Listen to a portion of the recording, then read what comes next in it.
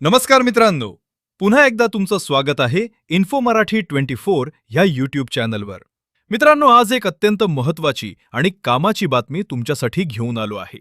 बातमी आहे EPS 95 pension 1000 रुपये पुरेसे नाही. पेन्शनर्सचा आक्रोश वाढला. मित्रांनो, नेमकं काय या बातमीमध्ये आपण नक्की बघूया.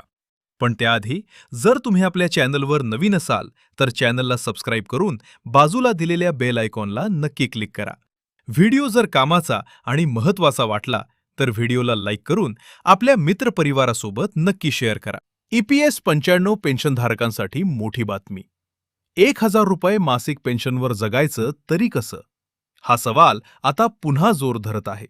सध्या EPS 95 अंतर्गत किमान पेन्शन 1000 रुपये प्रति महिना आहे. मात्र पेन्शनधारकांची प्रमुख मागणी आहे किमान 7500 रुपये पेन्शन, त्यावर महागाई भत्ता आणि चांगल्या वैद्यकीय सुविधा. 5 ऑगस्ट 2026 रोजी दिल्लीतील जंतर मंतरवर EPS 95 पेन्शनधारकांनी आंदोलन करत सरकारचे लक्ष वेधले. त्यांचा स्पष्ट संदेश आहे, वर्षानुवर्ष सेवा आणि योगदान दिल्यानंतर वृद्धापकाळात सन्मानाने जगण्यासाठी पुरेशी पेन्शन मिळालीच पाहिजे.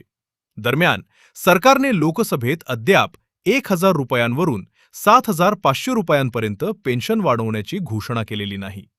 पेन्शन फंडाची आर्थिक स्थिरता आणि भविष्यातील आर्थिक जबाबदाऱ्यांचा मुद्दा सरकारकडून मांडण्यात आला आहे. महत्त्वाचं म्हणजे EPFOच्या एका ॲक्च्युअरी असेसमेंटमध्ये 2000 रुपये, 3000 रुपये आणि 5000 रुपये अशा किमान पेन्शन वाढीच्या पर्यायांच्या आर्थिक परिणामांचा अभ्यास करण्यात आला आहे. मात्र याचा अर्थ पेन्शन वाढ मंजूर झाली आहे असा अजिबात नाही. पेन्शनधारकांचा सवाल मात्र कायम आहे. आम्ही दान मागत नाही, आम्ही आमच्या हक्काची आणि सन्मानाची पेन्शन मागत आहोत. 7500 रुपयांची मागणी पूर्ण होणार कधी? EPS 95 पेन्शनधारकांचा संघर्ष आता आणखी तीव्र होणार का? याबाबतच्या प्रत्येक अधिकृत अपडेटसाठी आमच्या सोबत रहा.